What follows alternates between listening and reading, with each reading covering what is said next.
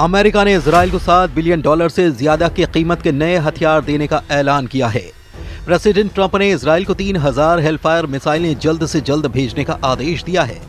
यह हथियार ट्रंप के गाजा पर कब्जा करने के प्लान में इस्तेमाल हो सकते हैं। उधर अमेरिका के गाजा प्लान पर कई देशों ने युद्ध की धमकी दी है। तुर्की के राष्ट्रपति सीरिया के राष्ट्रपति अहमद अल शरा के साथ खाड़ी में नया वॉर प्लान बना चुके हैं। वहीं प्रधानमंत्री नेतन्याहू ने 23 लाख लोगों को गाजा से निकालने का रूट दुनिया को दिखाया है। ट्रंप के फैसले शॉकिंग होते हैं, दुश्मनों से 100 कदम आगे के होते हैं। जब सब कुछ सही लगने लगता है तब सुपर पावर असली रंग में आता है। खाड़ी के शांत पड़े खंडहर और बियाबान को बारूद से पाटने का नया दौर शुरू हो चुका है। इस बार इजराइल के कितने भी दुश्मन सामने हों, फर्क नहीं पड़ेगा। राष्ट्रपति ने साफ कर दिया है कि गाजा के पुनर्निर्माण के लिए लोगों को बाहर निकालने की जरूरत है, क्योंकि गाजा विध्वंस की जमीन है। ये किसी भी इंसान के रहने लायक नहीं है। सुपर पावर अमेरिका इजराइल को अब तक का सबसे बड़े विनाशकारी हथियारों की सप्लाई करने जा रहा है।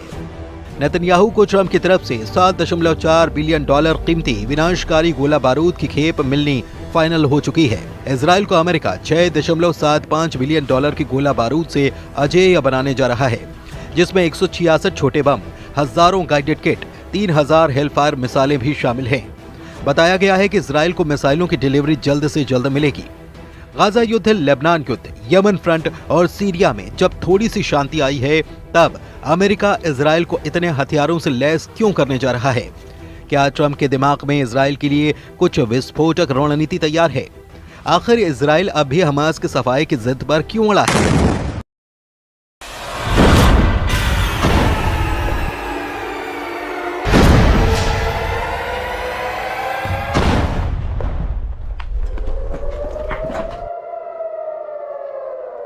नेतन्याहू का मिशन नकबा क्या है? हमास का यह तमाशा फिर से युद्ध भड़काने लगा है।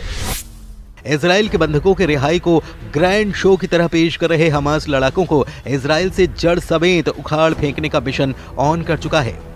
इजराइल की सेना हमास और सभी फिलिस्तीनियों को गाजा से मार भगाने का रोड मैप बना चुकी है। हमास के खात्मे तक इजराइल युद्ध खत्म नहीं करने वाला। जिन्हें शक है वो पीएम नेतन्याहू की नई धमकी को सुन सकते हैं। प्रेसिडेंट ट्रंप और नेतन्याहू ने क्लीन गाजा प्लान पर मुहर लगा दी है। इंतजार इस बात का हो रहा है कि कौन कौन सा देश ट्रंप के ऑपरेशन गाजा पर विरोध में युद्ध शुरू कर सकता है। फिलहाल जिन देशों ने ट्रंप और नेतन्याहू को वार्निंग दी है, उनके नाम भी जान लीजिए। इजराइल को युद्ध में बराबर की टक्कर देने की ताकत रखने वाले तुर्की के राष्ट्रपति एर्दोआन ट्रंप के गाजा प्लान के सबसे बड़े विरोधी बन रहे हैं। एर्दोआन की तरह अमेरिका का दोस्त माना जाने वाला सऊदी अरब भी गाजा को खाली न करने के पक्ष में हुंकार भर चुका है। ट्रंप के गाजा प्लान पर जॉर्डन ने नाराजगी जताते हुए इस प्रस्ताव को सिरे से खारिज कर दिया है। मिस्र के राष्ट्रपति अब्दुल फतेह अल सीसी ने कहा कि ट्रंप की योजना अंतर्राष्ट्रीय कानून का एक गंभीर उल्लंघन है। वेस्ट बैंक की सत्ता पर काबिज फिलिस्तीनी अथॉरिटी के नेता महमूद अब्बास ने भी गाजा के लोगों को विस्थापित करने की किसी भी परियोजना की निंदा की है। अमेरिका से सभी मामलों में अलग स्टैंड लेने वाला ईरान भी ट्रंप के गाजा प्लान के खिलाफ मोर्चा खोल चुका है। सऊदी अरब के विदेश मंत्रालय ने साफ किया है कि फिलिस्तीन के मुद्दे पर किंगडम अडिग है। ये स्टैंड किसी बातचीत से नहीं बदलेगा। सऊदी किंगडम फिलिस्तीन की वैधता के उल्लंघन का जोरदार विरोध करता है। इजराइल की फिलिस्तीन पर कब्जे की प्लानिंग और जमीन हड़पने की कोशिश नाकाम कर दी जाएगी। जिधर सऊदी अरब है, उधर अरब लीग के 22 देश रहते हैं। जिधर ईरान है, उधर शिया बाहुल्य ज्यादातर मुस्लिम देश रहते हैं। खाड़ी मुल्कों ने नए ताकतवर लीडर के तौर पर उभरे कमांडर जुलानी उर्फ अहमद अल शरा तो साफ साफ अपनी मौजूदगी दर्ज करा रहे हैं। तुर्की के राष्ट्रपति से अहमद अल शरा की बातें और मुलाकातों का सिलसिला आगे बढ़ता ही चला जा रहा है। मतलब ये कि गाजा युद्ध की जिस चिंगारी को ट्रंप ने भड़काया है, वो अगर बारूदी बवंडर में तब्दील हुई तो इजराइल के खिलाफ कम से कम 52 देशों की सेना युद्ध में सामने हो जाएगी।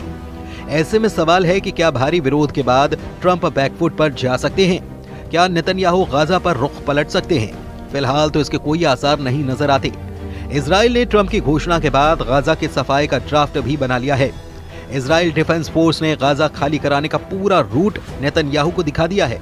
इजराइल के एक अधिकारी के मुताबिक डोनाल्ड ट्रंप के प्रस्ताव के बाद एक एक्शन प्लान भी तैयार करने का आदेश दिया गया है। और इसके तहत गाजा में रहने वाले लोगों को बाहर निकालने और किसी दूसरी जगह पर भेजने के लिए एक प्लान बनाया जा रहा है। इस दौरान गाजा का पुनर्निर्माण किया जाएगा।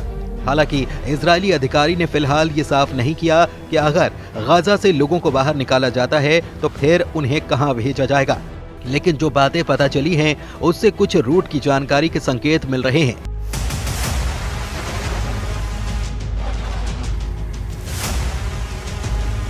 गाजा पट्टी और इजराइल के बीच 5 जमीनी क्रॉसिंग हैं। शुरुआती योजना के मुताबिक इन 5 पॉइंट से गाजा पट्टी के लोगों को बाहर निकाला जाएगा। इसके बाद लोगों को बस से करीब 250 किलोमीटर दूर रेमन एयरपोर्ट या फिर अशदोद बंदरगाह तक ले जाया जाएगा। यहां पहुंचने के बाद फिलिस्तीनी नागरिकों को आगे किसी देश में भेजा जाएगा, लेकिन वो देश कौन सा होगा फिलहाल इसका खुलासा नहीं किया गया है।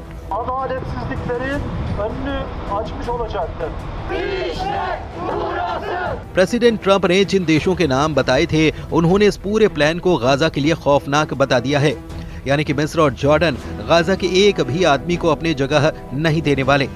अरब मीडिया में जॉर्डन के विदेश मंत्री की धमकी की जानकारी दी गई है, जिसमें उन्होंने कहा कि अगर जॉर्डन में फिलिस्तीनियों को जबरन विस्थापित करने की कोशिश की गई तो जॉर्डन पूरी ताकत से सामना करेगा। ये जॉर्डन के लिए युद्ध की घोषणा है और हम इसका जवाब देंगे। मतलब जॉर्डन इजराइल से जंग के लिए तैयार है। उधर तुर्की में ट्रंप के गाजा प्लान पर युद्ध का माहौल बनाया जा रहा है। वहीं इस्तांबुल से आई इन तस्वीरों ने नेतन्याहू की टेंशन बढ़ा दी है, जहां बर्फबारी के बीच अमेरिका की दूतावास के बाहर ट्रंप का जमकर विरोध किया गया। एर्दोआन के कट्टर समर्थकों के हुजूम ने पुलिस बैरिकेड्स के सामने खड़े होकर फिलिस्तीनियों के समर्थन में नारेबाजी की।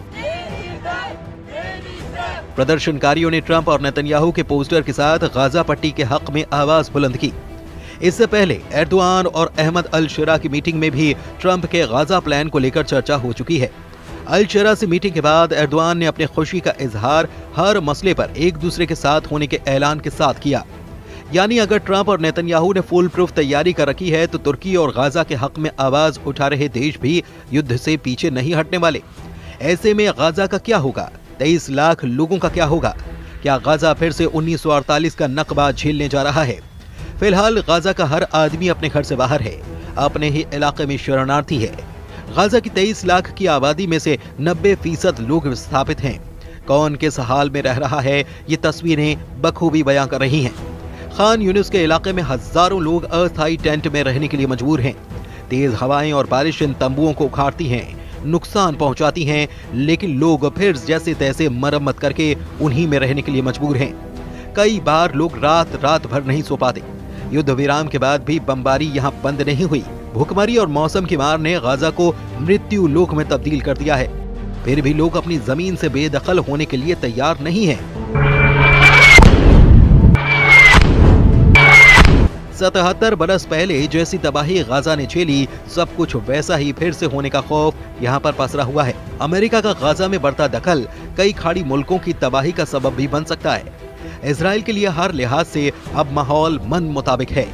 ट्रंप से व्हाइट हाउस में मीटिंग के बाद नेतन्याहू पूरी तरह कॉन्फिडेंस में लौट आए हैं। अमेरिका से लौटने के बाद नेतन्याहू ट्रंप के प्लान पर जल्द से जल्द अमल करना चाहते हैं। अब जब उन्हें 10 साल तक युद्ध लड़ने के हथियार मिल रहे हैं तो नेतन्याहू किसी के आगे आखिर झुके भी क्यों? लेकिन तुर्की इस पूरे समीकरण को बिगाड़ने का मादा रखता है। एर्दोआन आर्मी के पास दुनिया के सबसे घातक फाइटर ड्रोन हैं, रूस से मिले एयर डिफेंस सिस्टम हैं और तो और अमेरिका के दिए 100 एटम बम भी तुर्की के पास हैं। तुर्की के पास खाड़ी मुल्कों का नया जंगबाज कमांडर जुलानी भी है। तुर्की ने इजराइल के खिलाफ युद्ध शुरू किया तो फिर अमेरिका को भी खाड़ी में सेना उतारनी पड़ जाएगी और फिर ऐसा बारूदी घमासान होगा जिसका खात्मा परमाणु धमाके के बाद ही मुमकिन हो सकता है।